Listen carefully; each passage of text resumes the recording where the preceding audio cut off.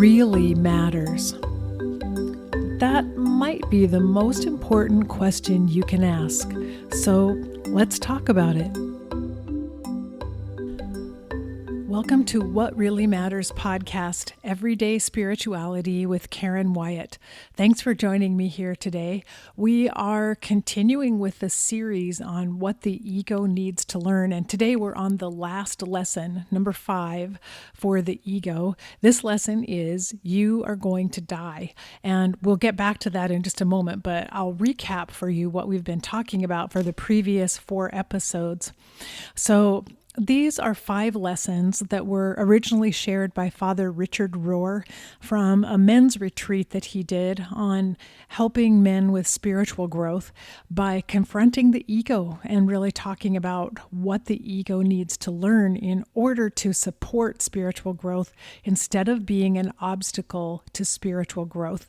So the previous 4 lessons that we've talked about, number 1, life is hard.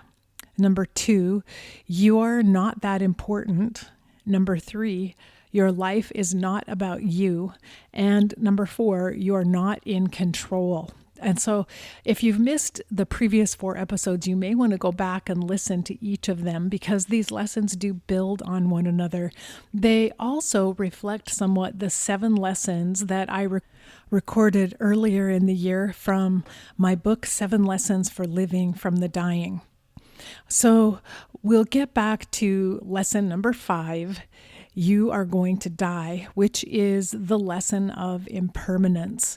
This is really the ultimate struggle for the ego, is recognizing that it is time limited. The ego and the physical body both will not survive.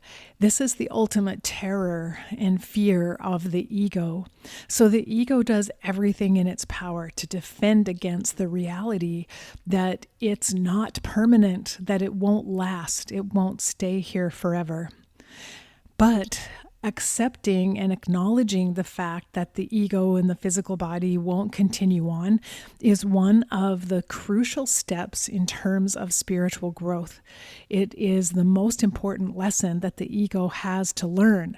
And in a way, that's why it's number 5 on this list, because the other lessons are building up to the fact that the ego is not going to last forever and are gradually teaching and convincing the ego to let go of some of its desire for control and some of its hold over life before this idea of impermanence and death is introduced to the ego. So as I think about it, sometimes in our teachings about the end of life, we confront people right away with the idea of death. We tell them right away, you have to accept that you're going to die one day. But in reality, this might be too triggering and too terrifying for the ego. And it may cause some people to shut down immediately when we present them with the ego's greatest fear, the fact of death being a reality.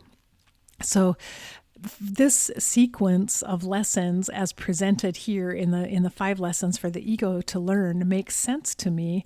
We start out more gradually and gradually move the ego toward humility, toward recognizing its role in our lives, toward letting go of some of its control before we hand the ego the ultimate lesson that also you're not going to be around forever. You are going to die along with the physical body. So a couple of important points here. Because of its absolute terror at the idea of its own death, the ego can go to great lengths to defend itself against this reality that death is going to occur. And Ernest Becker, in his book, The Denial of Death, writes all about this, the fact that humans tend to build what he calls immortality projects to defend against the fear of death. And these are projects that will outlive them, but that they believe gives them a sense of being immortal, of never really dying.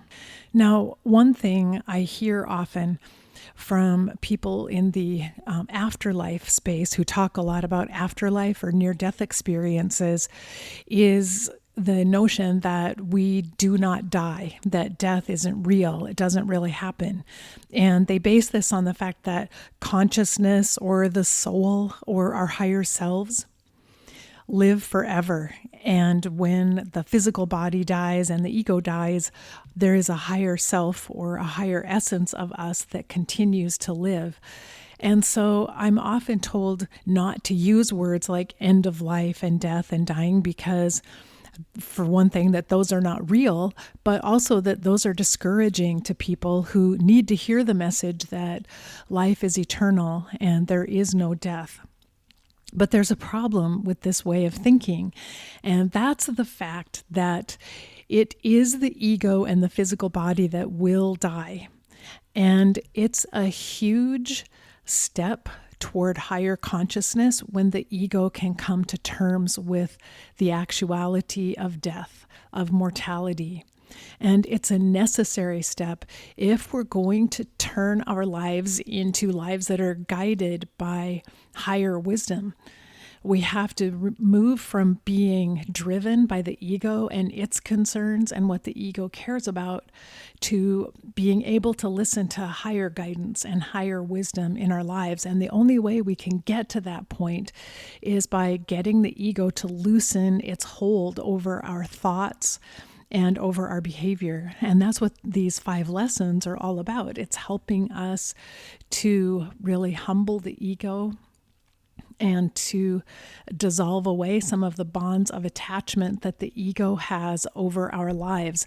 So it's a necessary step for the ego to come to terms with death and mortality and with its own lack of power ultimately. When we use messages to an unevolved soul about the fact that there is no death, death doesn't really exist, we will live forever as spirits, it's actually the ego that latches on to that idea.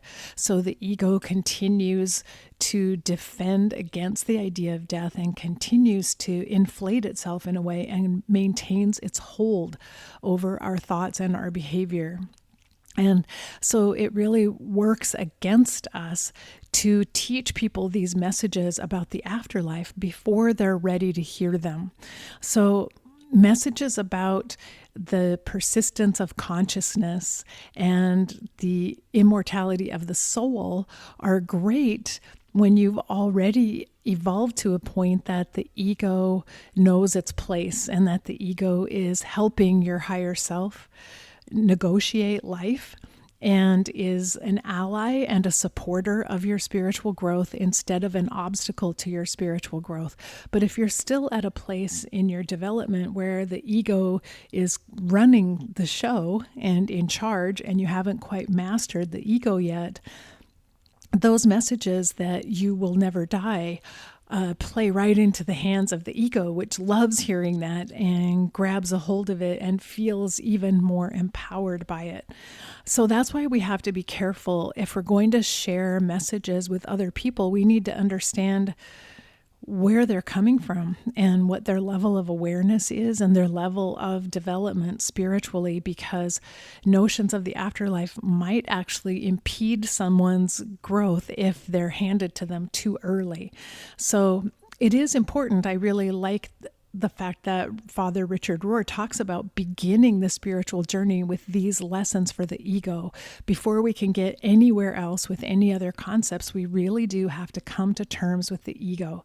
We have to train and teach the ego its proper place in life. And that is an ongoing process. It's not something, we'll do a weekend workshop and we'll have the ego well in hand and then we can move on from there. But it's something we're working on constantly throughout life, is becoming aware of the ego, how it thinks, how it's operating in our lives, where it takes control, where it gets triggered, in order to tease that out and in order to help our own egos take the proper place and play the proper role in our lives. And in so many ways, we can find greater peace once we do manage our egos and once we educate our egos. And Thich Nhat Hanh teaches, I love this quote from Thich Nhat Hanh, "It is not impermanence that makes us suffer," or that makes the ego suffer, I would add. "What makes us suffer is wanting things to be permanent when they are not." So it's the ego that wants things to be permanent, particularly its own existence. And the ego attaches and wants things to last, wants things to continue, and therefore feels constantly crushed and disappointed and in pain when it discovers that things don't last and that everything changes. And also that it has to deal ultimately with its own demise, its own death. So, as Thich Nhat Hanh says, we can suffer less when we come to terms with the idea that nothing is permanent, everything will fade away, nothing will last, and we learn to live within that reality and to live our lives with that awareness. But once again, it's the ego that has to participate in that awareness. So that's the key here, is convincing the ego to accept the fact that nothing lasts, everything changes, and that's okay. Life is still good. In fact, life is amazing.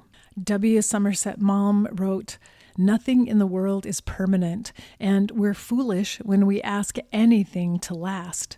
But surely we're still more foolish not to take delight in it while we have it." And so that's the key right there. When we understand that nothing will last and everything changes, we suddenly become able to appreciate everything that we have right now in this moment. We don't take it for granted. We recognize that this will fade away. This won't be here forever. I have to make the most of it and enjoy it right now while it's here. And William Braxton Irvine, in the same line of thinking, wrote, "By contemplating the impermanence of everything in the world, we are forced to recognize that every time we do something could be the last time we do it. And this recognition can invest the things we do with a significance and intensity that would otherwise be absent. We will no longer sleepwalk through our life." And I love that statement, we'll no longer sleepwalk through our life, because if we believe that we will be here forever and everything will last, there's no reason to work at making the most of each moment that we have. There's no reason to worry about cherishing things right now, because they'll never disappear. They'll never go away. We'll always have them. We can do that later. And I think I'm reminded of, I don't know if you happen to watch Star Trek: The Next Generation, which has characters from the Q continuum who are immortal, who never die. And they're also omnipotent and have power. But the real problem for them is that life becomes boring. They have to constantly stir things up and create problems around them in order to not be bored with a life that never ends and a life that doesn't change on its own. They have to create change, and they create issues and problems to deal with.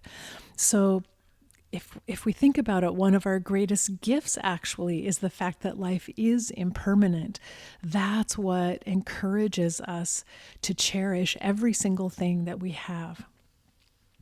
So we have to shift our thinking about death and dying and about the impermanence in the world to a place of being able to appreciate it and, in a way, to be in awe of it, even though we feel great pain over the losses that we experience in our lives. Our egos feel the pain, but yes, we feel the pain through and through, throughout our entire being. It's painful to be in this human existence and to have to go through one loss after another in life, to cherish and care about everything life brings us, but then also to lose it at some point. But that, in essence, is the human journey. That's really what it's all about. Can we learn to love everything as deeply as possible and care for it and cherish it, including our own bodies, our own existence here? knowing that at some point, someday, it will be gone. Someday it will dissolve and fade away from us, and we will no longer have it. So the enlightened reaction to that situation is to say, I am going to cherish this moment all the more because of the fact that it is fleeting and that I won't have it forever. Not a reaction of apathy or rejection, like forget it, I don't even want to live this life if I don't get to keep it forever, but to love everything and every moment that we have, simply because it won't last forever. And Storm Jameson also wrote, just another factor for us to consider, nothing lasts, not even a great sorrow. I think that's a beautiful reminder too, that even when we are in pain, even when we have suffered losses and we're grieving and feeling the deep suffering that comes when something has been lost in our lives, that even that sorrow is impermanent itself. It won't last forever either. It will also change. It will also grow and morph over time. So our task is to learn to live within the reality of our impermanence, the fact that we won't be here forever as physical entities and as egos and minds, and to appreciate life all the more because of that impermanence. And I wanted to just tell you a little story about a number of years ago when we visited Paris and went to the Père Lachaise cemetery in Paris, which is one of the oldest and largest cemeteries in the world. And walking through that cemetery was such a lesson in impermanence, because you could see so many mausoleums that were more than 100 years old, that were in a state of disrepair. They were crumbling and falling apart. No one had visited them for decades. It was obvious.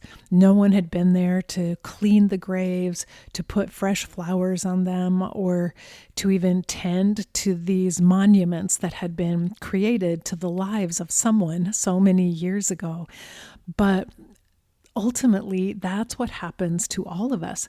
We build mausoleums, we have beautiful headstones in cemeteries as testimonies to our lives, and again, as immortality projects in a way that will outlast us, but places where people who know and love us can come and remember us and maintain this memory of us. But ultimately, at some point, everyone who remembers us well dies also.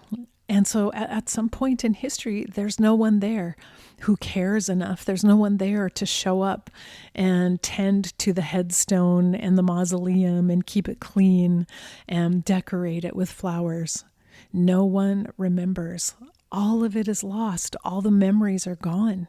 And all of the essence of who we were in our lives disappears, unless we were someone very, very famous, and there are a lot of fans who go on maintaining that memory, but that's not the case for most of us. Most of us eventually are going to have the crumbling headstone and the crumbling mausoleum that no one tends to or takes care of at some point in our lives. So we have to remember it's okay to create our immortality projects, and even the podcasts I'm doing really are a form of an immortality project, because they have the potential to live on after I'm not here.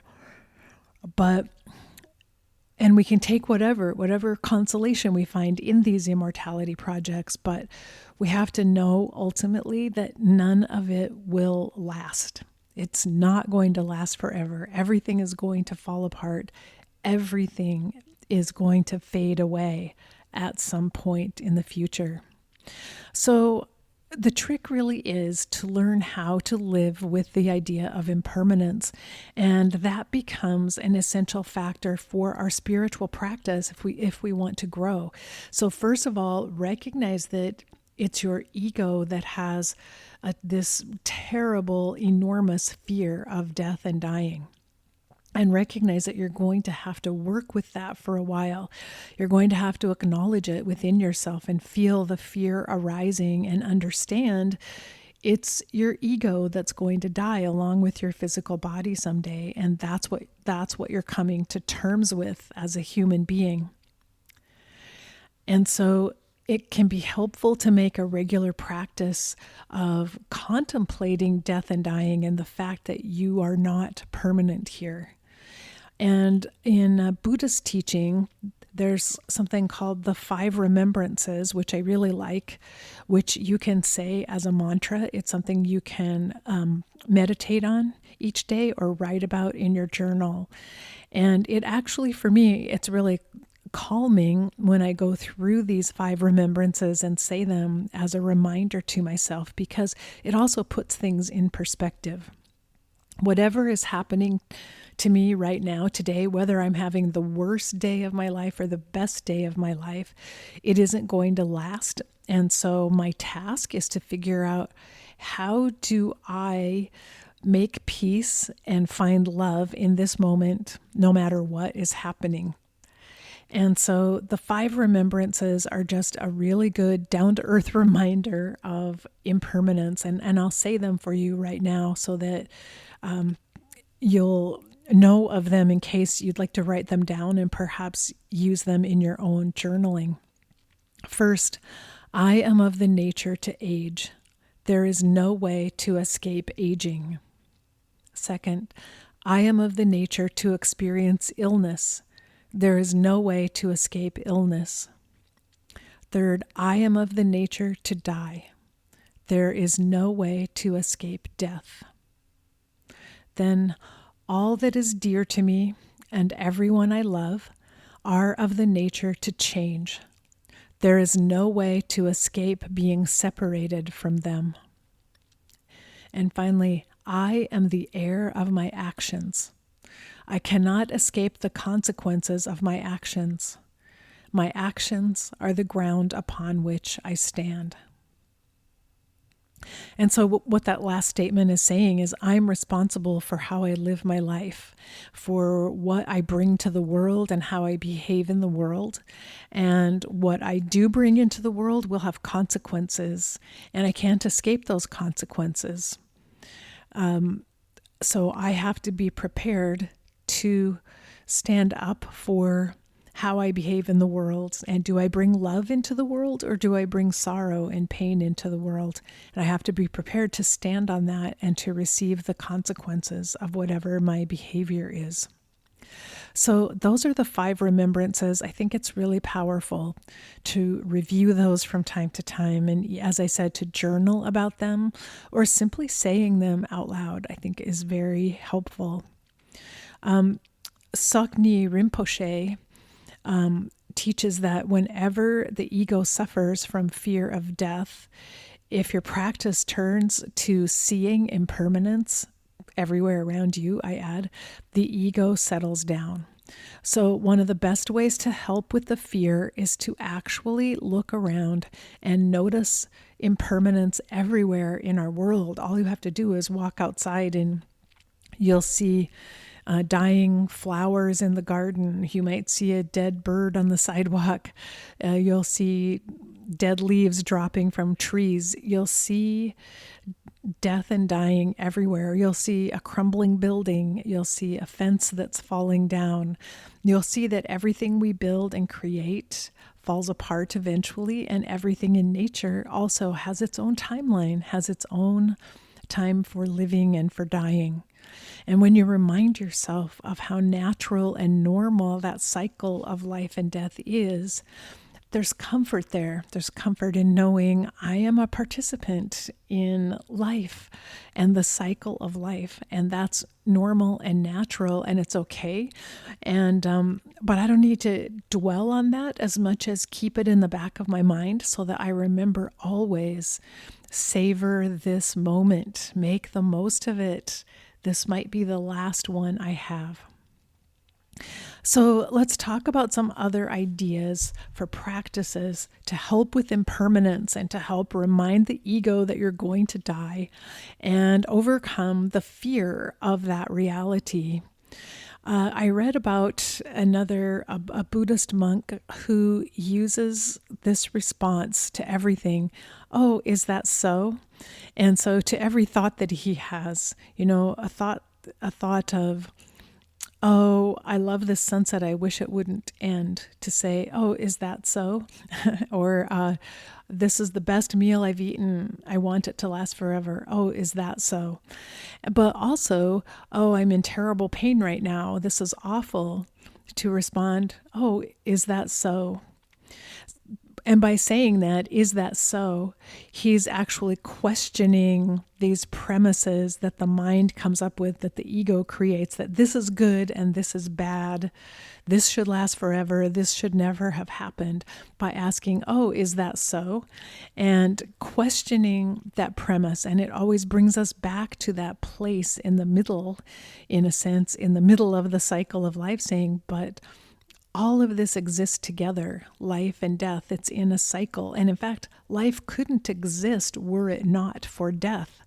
And we see this in nature all the time. Every living, growing thing in nature is being nourished by the nutrients provided to the soil by something that died previously. And so it is death that nourishes life. Death also allows change and growth to happen. So death is a very necessary part of this cycle. There would be no life without death.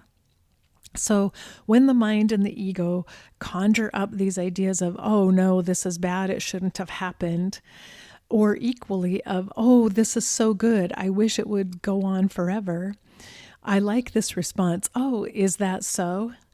And reminding us like, oh, really? because it's questioning the false reality and the false dichotomy in a way that the ego is really good at creating by just saying, oh, is that so? So I like that as a little practice. Another practice that I learned that I use a lot of times is to say it was already broken. And this happens, for those times when you accidentally knock a glass off the counter and it shatters, but to stop for a second and say, okay, I no longer have that glass, and that was my favorite glass, but in a sense, it was already broken. Even when I loved using it, it was already going to be broken at some point. It was already going to fall apart at some point. And so I don't need to necessarily be overwhelmed right now by the fact that now it is broken, because it was always broken. Even when it was put together, it was always broken. So the brokenness, the dying, the impermanence is always part of every structure in existence. It has always been there. And so it may sound silly and it may sound like denying the pain of loss. It isn't really. It's saying, oh, it was always broken. I grieve now that it is gone from me, but in a way, I've been grieving somewhat all along, because I've understood all along that it was impermanent. And so I have always felt this sense of the impermanence and the loss of everything, even as I'm celebrating everything that is present right now in the moment. I know this might sound crazy. It sounds paradoxical. Like, how are we believing two things at once? But that's actually what the spiritual journey is about, is getting to the place where we can hold the two realities at the same time, life and death. Hold both of those in our awareness at the same time and give them equal prominence in a way, love them both and cherish both of them, knowing that they're necessary for one another, and not be pulled one direction or another or knocked off the center. Be able to stay right in the center and appreciate all of it. And another really simple practice taught by Pema Chodron, who's a popular Buddhist nun and teacher, is to remember that every single breath is a small birth and death.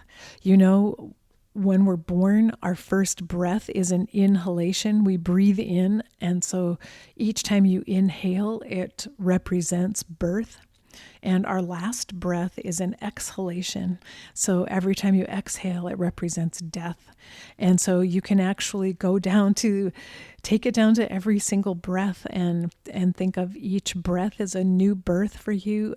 And each inhalation and each exhalation is a little death. And that applies to day and night. Each time you wake up in the morning, it's a new birth. You are born again to a new life for this day. And when you fall asleep at night, that's a little death at the end of the day as that day closes.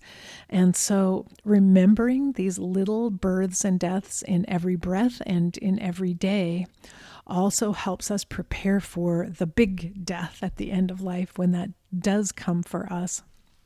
And also, again, it helps us stay in the middle, stay in that place of balance. We're holding life and death constantly and aware of both at all times, and balancing there to the best of our ability, not overwhelmed by death and not overjoyed too much by life, but staying in the middle, aware of both, and also being in that place of saying, oh, is that so?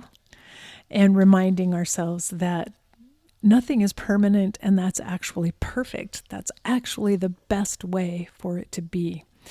So one final practice I wanted to mention that I have really enjoyed doing in my life that I do on a regular basis is to create a mandala. This is a representation of impermanence that you can create, and it's a lovely little ritual practice. So what I do, if I'm going for a walk in the woods or on the beach or anywhere, I start gathering up natural objects that I find in my path. So in the woods, I might gather twigs and stones and flower blossoms or leaves that have fallen off trees. I gather whatever I happen to find on the trail, or if I'm on the beach, similarly, gathering up pieces of seaweed and shells or little stones that have washed up.